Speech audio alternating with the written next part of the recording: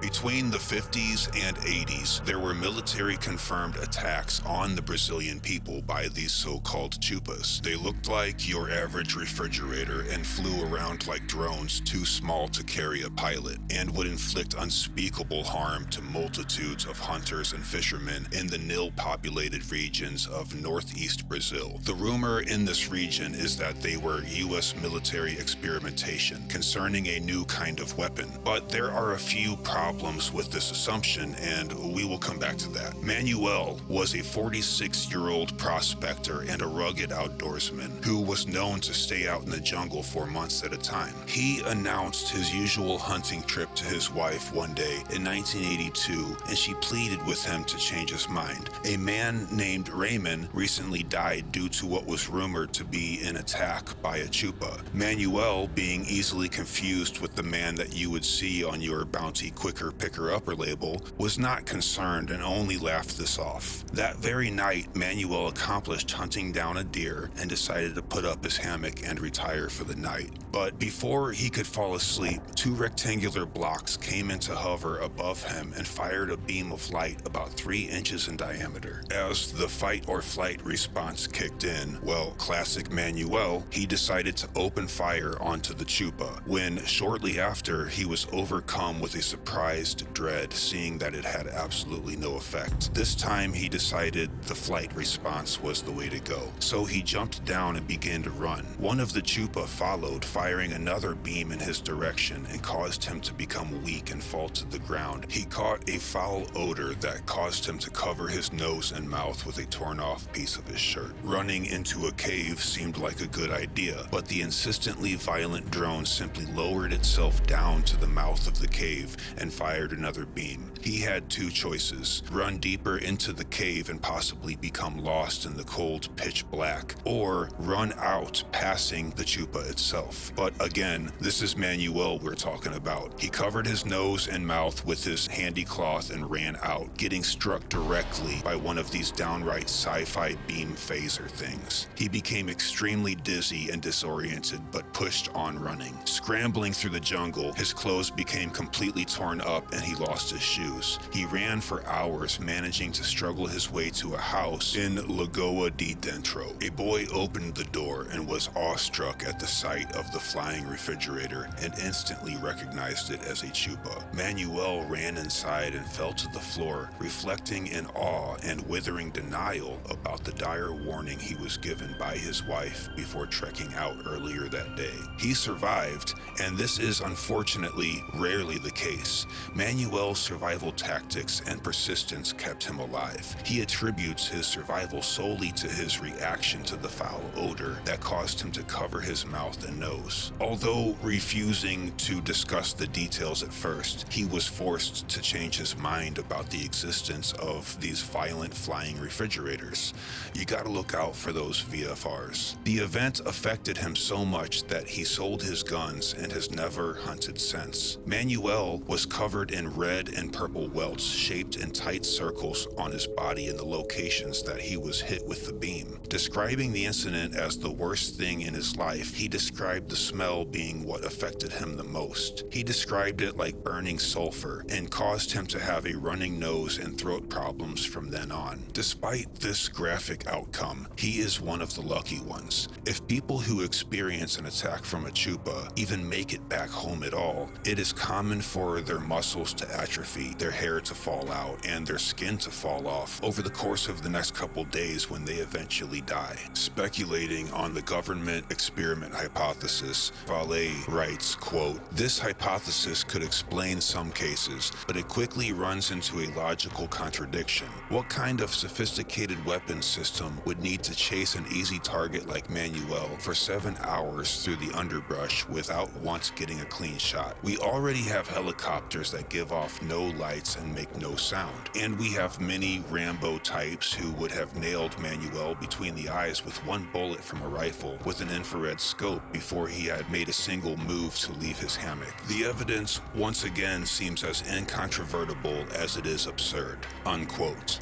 Vale is right about this if the goal was to kill a person, but if the weapon being tested is meant to tranquilize a riot, then it seems to me to make more sense. However, we have not seen a weapon like this used in our modern age or any time since 1982, and there have been plenty of riots and uprisings to make an opportunity for such usage. So again, bringing our speculation back to something else entirely. Strange as it might sound, there is a bit of irony to the events that took place, and it seems to match up with the absurdity in the modern hypothesis of ultra-terrestrials. Unlike extraterrestrials, the concept of ultra-terrestrials seems to follow a tongue-in-cheek pattern that parallels our current technologies and ways of living. The ironic strangeness has occurred in many ways all over the world since before recorded time, and this case is no different except for its specifics, because in this case we have hunters being hunted, and the way of execution is with a piercing bright beam of light. Shining a high beam of light is exactly the same method used by the human hunters when blinding deer in order to get a clear shot, leading to a dark speculation that perhaps the Earth, the universe, or whatever has a way of returning the undesirable favors of mankind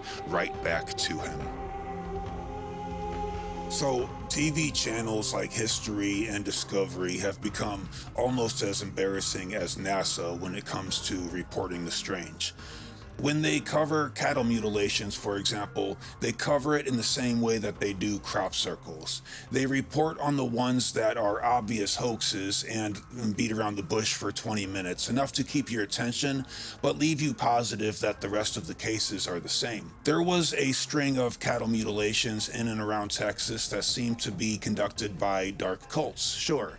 But years before that, there were bizarre instances in Brazil that seemed to have inspired the ones that we see in North America, and of course did not make it to the TV screen. In fact, if you go to Wikipedia, you will see plenty of cattle mutilation information from New Mexico, Nebraska, Colorado, Kansas, even London, but no mention of Brazil. The consistent anomalies listed are cleanly executed draining of the blood, not a drop in the animal or on the ground. Carcasses are often found with no tracks leading up to the body, but there will be strange holes punched into the ground in sets of 3, and bushes will be flattened all over the surrounding area. The carcasses will be found with a depletion of vitamins and minerals, and with specific preservative chemicals added to the flesh. An area closer to Brazil and New Mexico, they tested some of the carcasses more thoroughly and found that they were completely devoid of copper, which is absolutely impossible to explain. We don't currently have a way to drain something of copper, and it is found in trace amounts in all flesh. Something that some cattle mutilations have in common with specific crop circles is that they happen way too quickly. Basically, a person conducting a hoax or occult ritual is able to perform a lengthy articulate surgery in the dead of night with no light or sound, in the time that it takes a farmer to have dinner. This is not a new phenomenon, by the way. The earliest cases were in 1606 in London, but we didn't have the forensics back then to gather any substance worth noting here. But in 1967, a horse named Lady was completely defleshed from the neck up. The cuts were clean with no abrasions to the bone and no blood anywhere, not in the body, on the body, or on the ground. This particular case in 1967 was the first time that anyone hypothesized UFOs being involved. However, the sheriff cleared this up real quick by saying that it was lightning, and this is swamp gas. The association of UFOs to cattle mutilations is not because of the surgical precision, by the way, in all cases at least. There are often sightings of classic UFOs seen in the same regions just before the mutilations were found. Now, sometimes the sightings are reported after the mutilations, but this could easily just be hype. And that is what makes Brazil so important here? Brazil is such a hot spot for UFO sightings and injuries due to paranormal that most of the reports come from a branch of the Brazilian government dedicated solely to the UFO investigation. And refreshingly so, this organization is extremely open about their findings, except for one case in particular.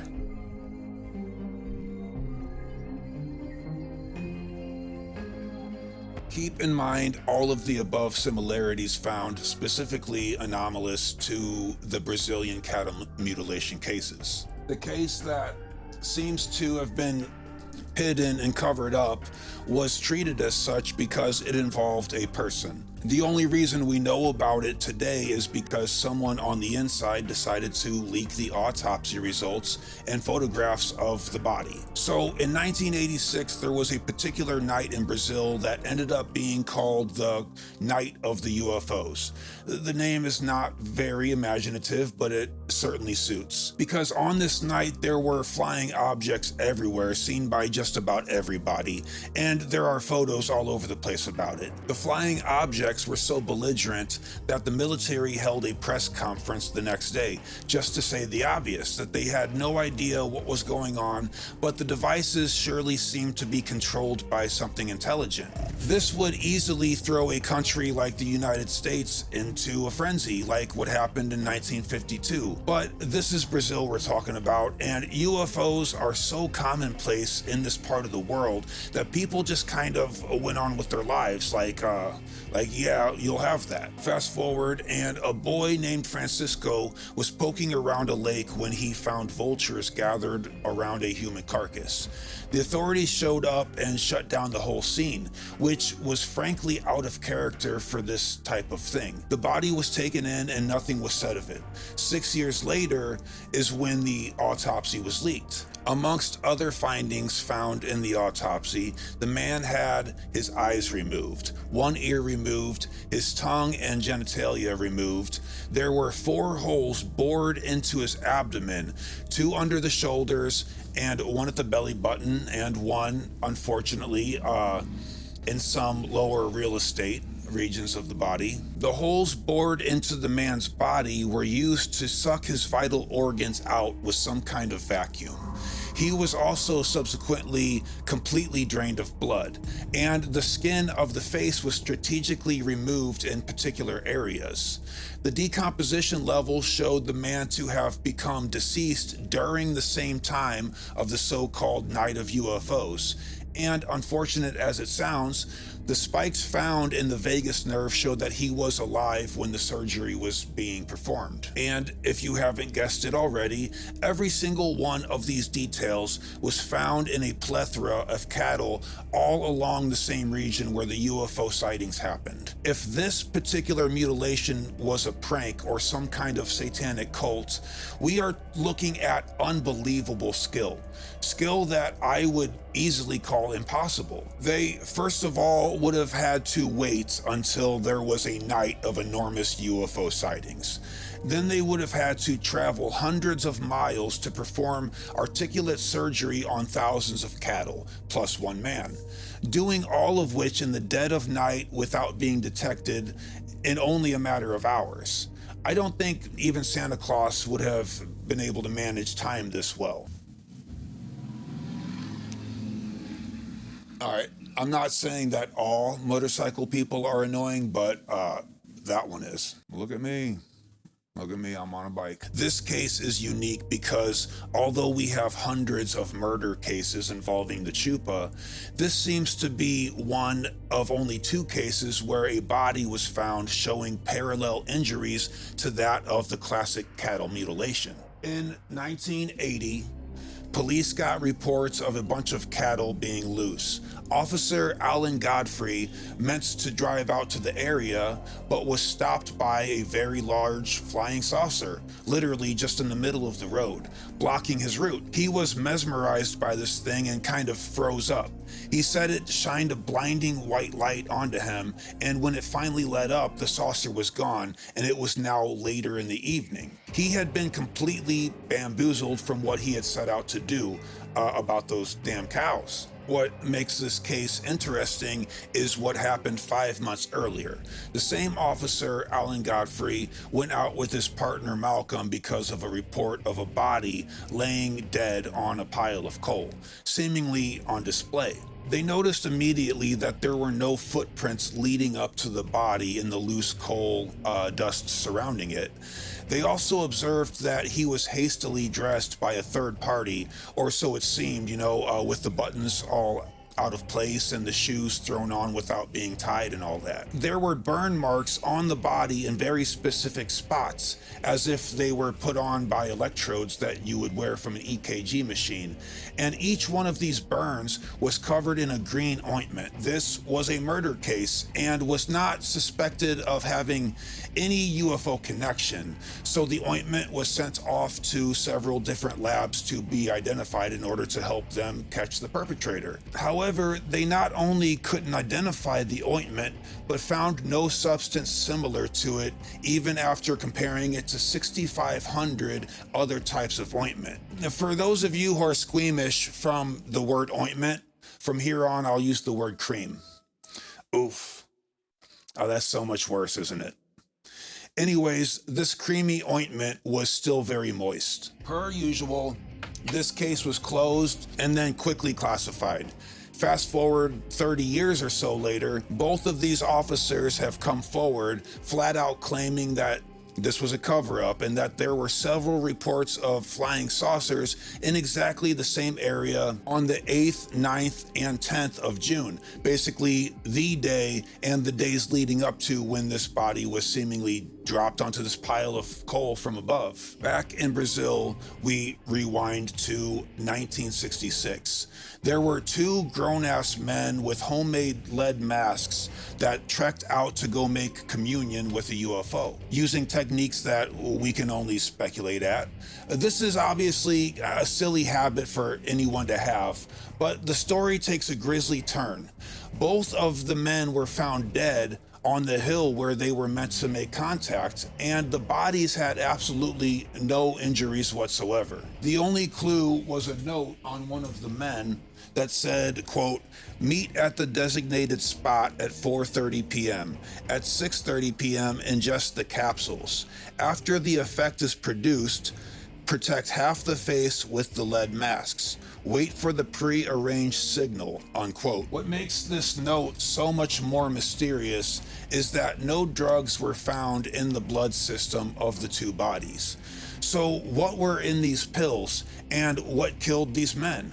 Of course, it should be no surprise at this point that there were several saucer sightings in exactly the same nights in the same exact location. Again, the obvious answer seems to be of a violent occultist doing some weird ritual shit. But the plethora of UFO sightings throw a wrench into that entire theory. When you have hundreds of people making reports of the same style of UFOs at the same time, it is really hard to place the blame onto black metal fans of Burzum and Darkthrone. The book, titled Confrontations by Valet, contains 47 cases that were investigated firsthand by the author, many of which involve physical and medical effects, including 12 cases of fatal injuries in which the victim typically survived less than 24 hours afterwards. It's interesting that in the introduction of his book, Valet claims that he was never interested in the subject of UFOs because it was his life dream to become a professional astronomer. And surely if there were UFOs, astronomers would see them all of the time. So he dismissed it, until he did in fact become a professional astronomer, only to realize that astronomers do indeed see a plethora of UFOs but never report them. And I don't think I have to tell you why these go unreported. He also goes into a long list of misconceptions about UFOs and makes clear a lot of the mistakes made over the years when handling physical samples and carelessness when investigating the subject. Basically, it's not treated as a genuine science. So things are done very sloppy, and this gets in the way of getting surefire results. So you could have all the evidence in the world that would convict UFOs of murder in a court of law, but because the evidence is not taken seriously, it never goes anywhere. We are left with no verdict despite knowing better. He also brilliantly illustrates how futile it might be for us to even speculate on the agenda of the beings in question by holding out a computer chip motherboard to a friend as he says, quote, "This is obviously not the most high-tech equipment in the world, and guitarists all over the world are gonna make fun of me for this one. I don't care." So he held it out to his friend and he said, "I want you to assume that I am a 15th century farmer, that I have just found a strange object while plowing my field. You are the learned abbot of the local monastery. Now, dear father, will you tell me what this is and what I should do with it?" His friend, being a bit witty, responded by saying, "Burn it, my son, it is the work of the devil." As now realizing how silly it is, I held this thing out when I could have just held my cell phone out and used that as the device while reading it at the same time.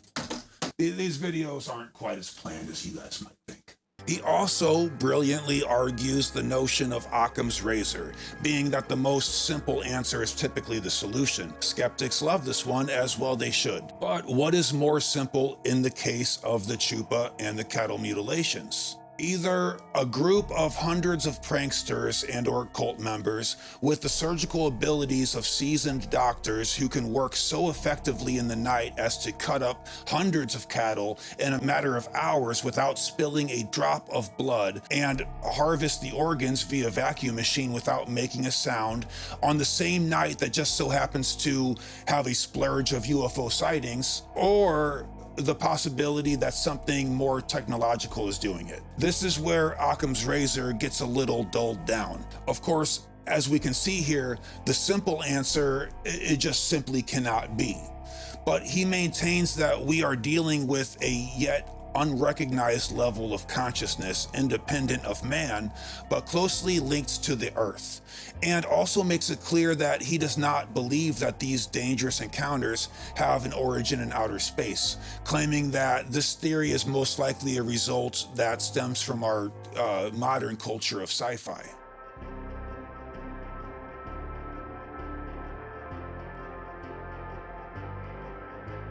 Something that ties together the missing time phenomenon and the beam shot by the Chupa involve electromagnetic radiation, like that found in a microwave. This radiation can induce sleep and give way to hallucinations and also cause a convulsive state or even death. He notes several cases where people who got too close to UFOs came out with terrible sunburns, but their burns could not be attributed to ultraviolet sunlight, considering that they often appeared in areas that were covered by clothing.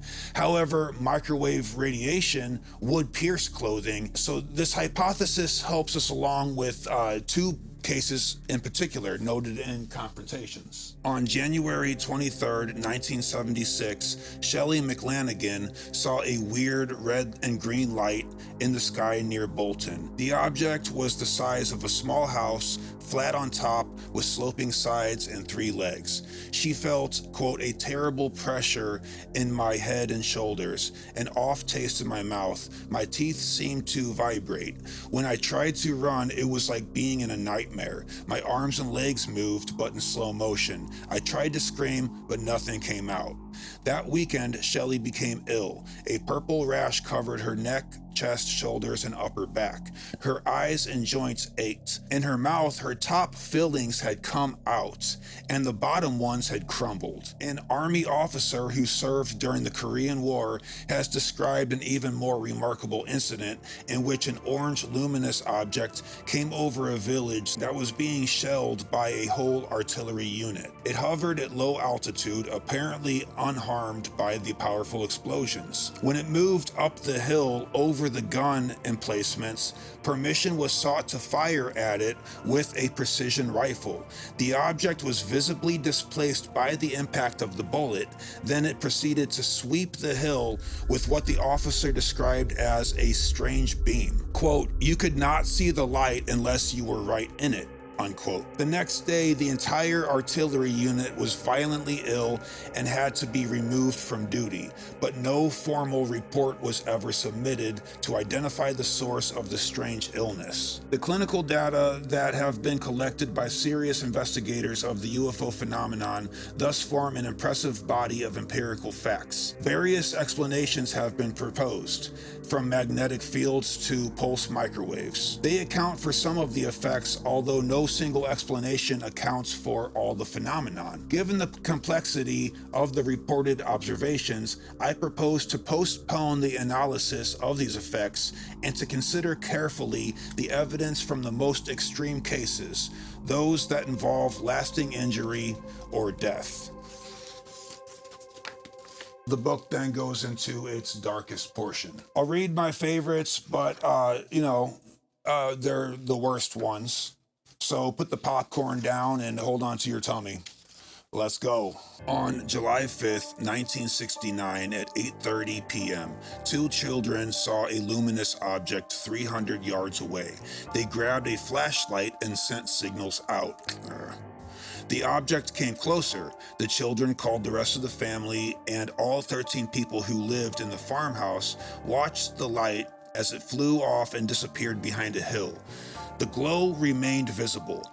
The father, 45-year-old Arcesio Bermudez, took the flashlight and went to investigate. I'm getting a bad feeling.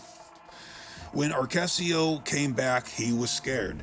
From a distance of less than 20 feet, he had seen a small person inside the top part of the object, which was transparent. He saw the being when he turned his flashlight towards it. The object became bright and took off. Over the next few days, his health started to deteriorate. His temperature dropped. He was unable to eat, and he had dark blue spots on his skin. There was blood in his stools. He was seen by two physicians who diagnosed acute gastroenteritis.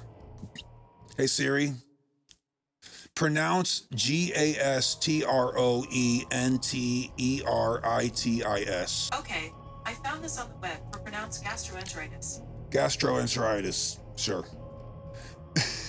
They were not told of the UFO incident, the doctors. Arcesio died shortly before midnight. Since gastroenteritis is the third leading cause of death in Colombia, the diagnosis was accepted and Arcesio was buried. One of the doctors commented later, quote, "If I had known of his experience, I would have performed more tests." The cool thing about this book is that it includes the doctor's report, which reads as follows. I arrived at 11 a.m. and found Arcesio suffering from vomiting and diarrhea. The pulse was almost unnoticeable. His face was pale. The liver was inflamed. I returned to the house at 6 p.m. and found him worse. I could not find any pulse and the temperature was below normal. The digestive system was affected by bloody diarrhea, black vomit, dry mouth, painful abdomen, but the mental faculties and nervous system were normal. The skin was dry, pale, cold, and dehydrated. I find it kind of weird that amongst the bloody diarrhea and black vomit, they included dry mouth in the symptoms. It almost sounds like the side effects of basically any medication that's advertised on TV. The physician wrote a note at the bottom of his report that said, quote, 2 days after the death, there was news that this gentleman had been a witness to an extra-natural phenomenon. Oof. All right, let's do another one. Luis Fernandez Barros, a wealthy businessman and rancher, was found dazed at 7 a.m. on April 23, 1976. He reported that 2 hours before daybreak, he had seen a large luminous object that projected a beam in his direction. Here again, the victim's health soon deteriorated. He suffered from nausea, diarrhea, and headaches. He was seen by his physician, Dr. Megalhes. The medicine he was given did not help. Other specialists were consulted. They diagnosed a brain lesion and sent him home. Barros's health continued to worsen. He no longer told his story because no one believed him other than Dr. Megalhes and his wife. Dr. Megalhes, I'm messing that name all up, sorry. Dr. Megalhes himself was ridiculed by his colleagues for taking the report seriously. Can you imagine doing your job to treat a person to better them to health, as they clearly need it, and other doctors saying, what are you doing treating him? He saw a UFO, let him die. It's unbelievable when you read some of these. In 3 months, the victim's speech deteriorated and his hair turned white. 6 months later, he had regressed to the level of a 1 to 2 year old child. Pratt, who met with Barros in 1986, found him staring ahead, apparently seeing nothing. However, Dr. Megalhes showed him that Barros had control of his arms and legs, basically had not suffered a stroke. A dedicated researcher, Daniel Rebesso Geis, has compiled a well-documented report on another cluster of lethal events on the islands of Colares, who stated that UFO incidents had begun there in September 1977. A number of patients started coming to her with complaints related to the Chupas. At first, she discounted these reports as popular myth, perhaps related to local sorcery. When every day started bringing a new patient, she realized that the complaints were serious. She conducted a more thorough study of the lesions exhibited by the victims, notably burns that resembled radiation injuries, along with a decrease in the number of red blood cells. Upon trying to get some second opinions on these, it says the official diagnoses totally ignored the data that the doctors had forwarded along with the patient. The physician became suspicious, and since the authorities remained silent about the whole situation, she stopped sending statements about such cases. Basically, she just gave up on it.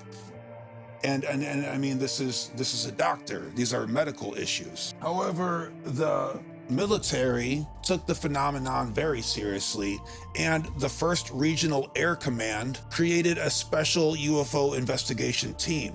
Their main mission statement was, quote, "All possible information and witness reports about the phenomenon must be gathered, and public statements about the events should be avoided." Its mission lasted 90 days. The task force came back with 300 night photographs and several motion picture reels. A 500-page report was compiled, accompanied by a catalog of sightings, maps, and interview transcripts, and here are those photographs. Well, of course, this drama with the Chupa is unique and marks a turning point in UFO research. Many injuries and deaths are often attributed to getting too close to these flying objects, like the case with Travis Walton, where the beings did not intentionally harm him, but curiosity killed the cat, and it was his own that got him zapped. But unfortunately, the same cannot be said for these crafts in Brazil, as they have been reported literally chasing people down. Vale makes it clear, though, that this still might be a form of misunderstanding, considering the technology we are looking at here. If they wanted to take over the planet, it would be done and over with. We've seen in our prior videos that these things can simply shut down our defense systems, including nuclear facilities. In this case, though, I have a feeling it was saving us from ourselves, or on a worse note, maybe to save the planet that they intend on having in the future. Either way, this seems to be a systematic process of some sort. All the assumptions people make about alien beings coming from other planets are directly contradicted by 5 major facts that Vale lists as: 1. The total number of close encounters far exceeds the requirement for a sophisticated survey of our planet. 2. The appearance of the UFO operators is overwhelmingly humanoid. They breathe our air and display recognizable emotions. Not only does this make an extraterrestrial origin very dubious, but implies that the operators are not making use of genetics and engineering to optimize a space mission. 3. The reports regarding abductions display behavioral patterns on the part of the operators that contradict the idea of scientific, medical, or genetic experiments. Simpler, more effective methods are already available in Earth-based science to accomplish all of the alleged objectives of these so-called aliens. 4. The patterns of close encounters, contacts, and abductions are not specific to our century, contradictory to what most American ufologists have assumed. In fact, it is difficult to find a culture that does not have a tradition of little people that fly through the sky and abduct humans.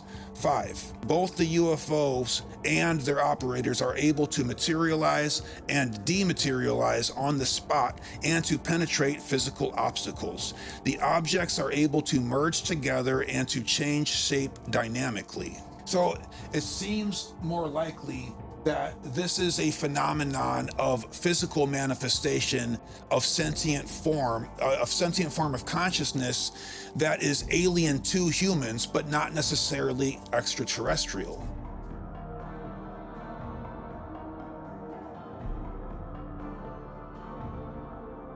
There seems to be a symbolic nature parallel to dreams happening here that seems to shape our lives in ways that we just don't fully understand. The symbolic nature of this phenomenon will have to be for another video. This one is about murder.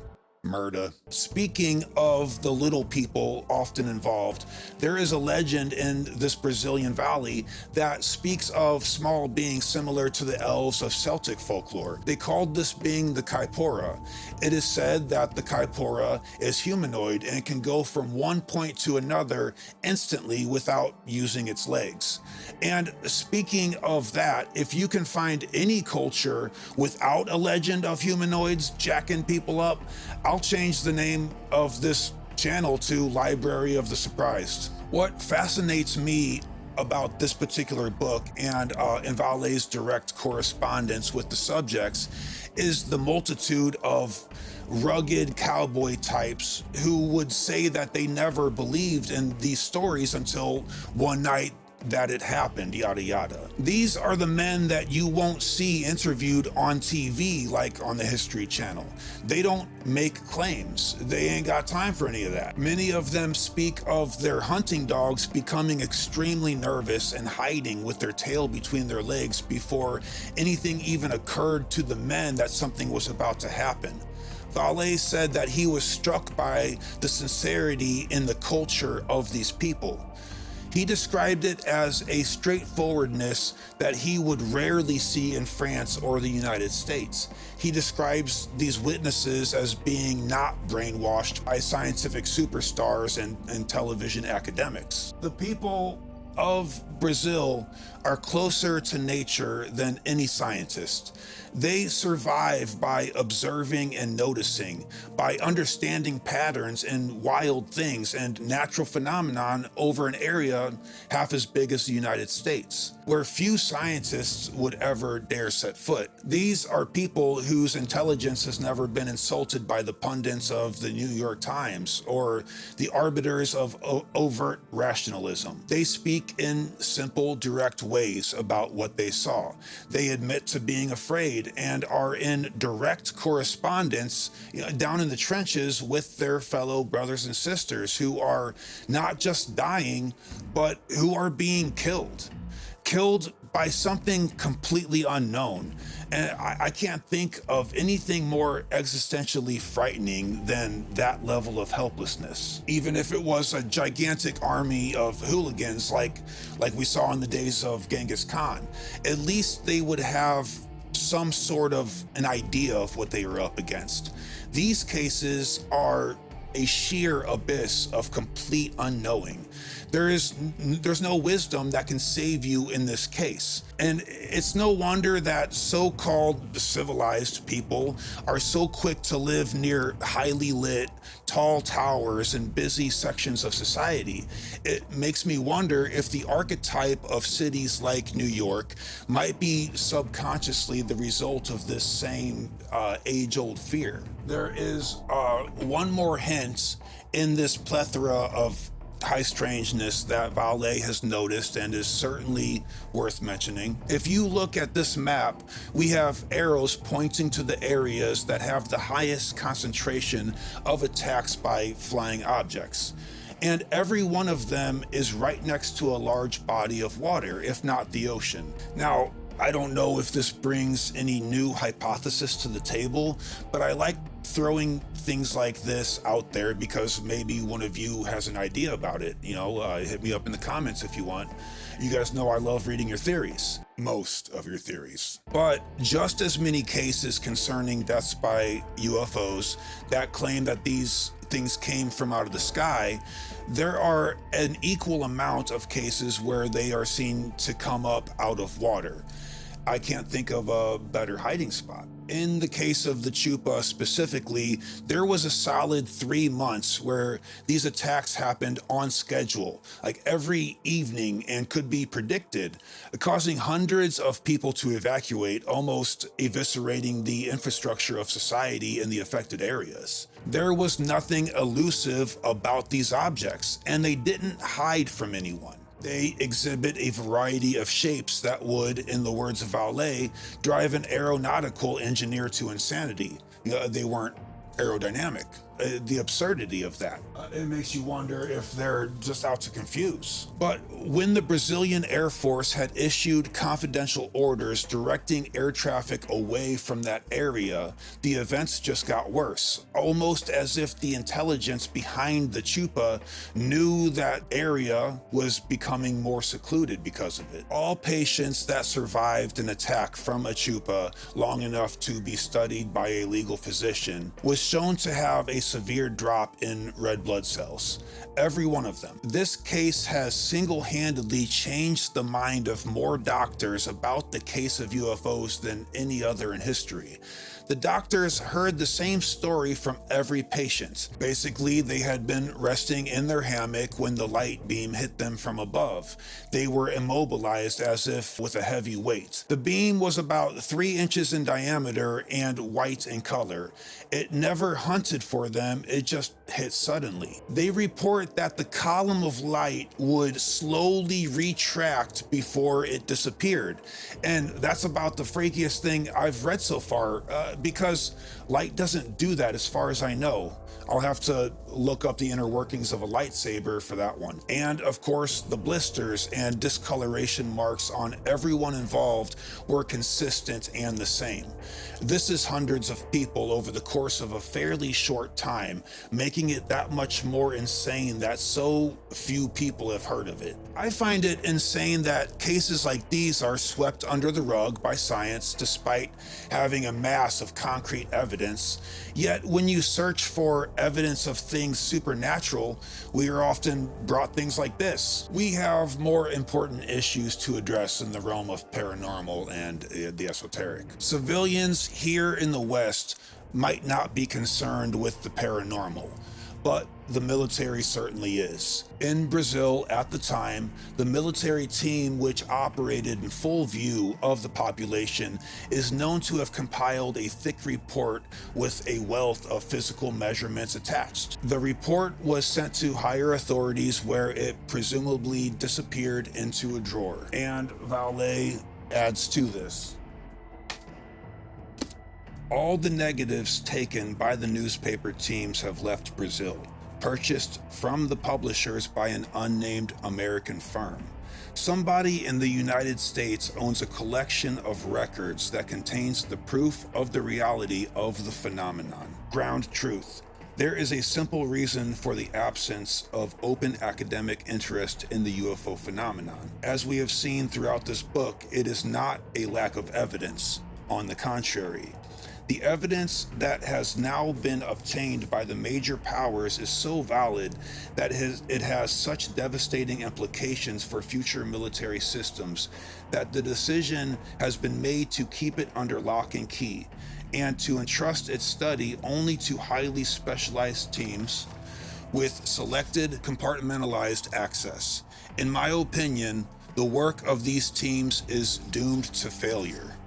The UFO phenomenon cannot be compartmentalized. It is global in nature and it touches every part of human knowledge, from folklore to astrophysics, from ethnology to microwaves, from particles to parapsychology. What happened in this region can happen again anywhere, tomorrow.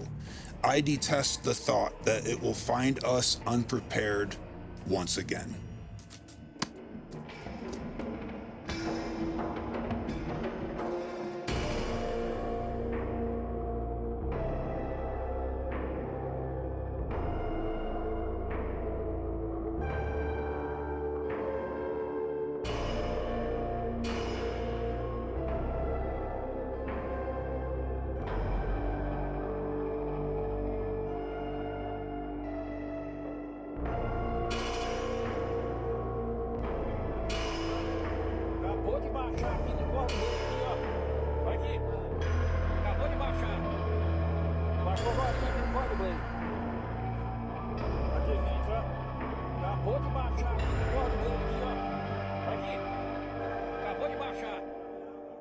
Baixou agora aqui no corgo, Blade.